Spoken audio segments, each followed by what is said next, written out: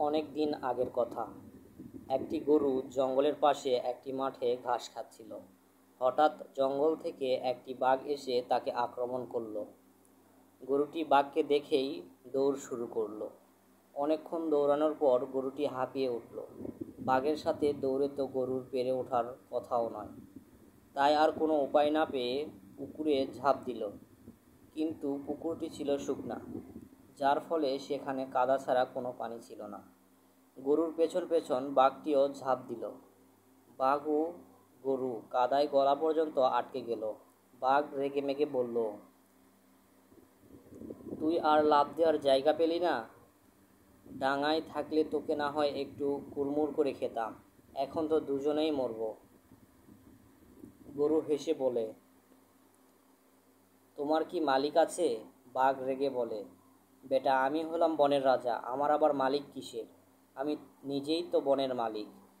গরু তখন মৃদু হেসে বলে, তুমি এখানেই দুর্বল, একটু পর আমার মালিক আসবে, এসে আমাকে এখান থেকে তুলে নিয়ে যাবে আর তোমাকে পিটিয়ে মেরে ফেলবে। বাঘ বড় বড় চোখ করে তাকিয়ে রইল। সন্ধ্যাবেলায় গরুটির মালিক গরুটিকে খুঁজতে বের হলো। এদিক সেদিক খুঁজতে খুঁজতে এসে দেখলো গরুটি কাদার মধ্যে ডুবে আছে। পাশে একটি বাঘ দেখে সে একটি বাঁশ নিয়ে আসলো। বাঘটার মাথায় বাঁশ দিয়ে কয়েকটা বাড়ি মারলো। মারতে মারতে বাঘটিকে আধমরা করে রাখলো।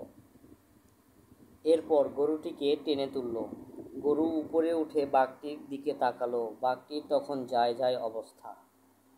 একটু আগেও যে গরুটির পেছনে পাগলের মতো দৌড়েছে, নিজেকে বনের মালিক বলে বড়াই করেছে, এখন তার কি করুণ দশা।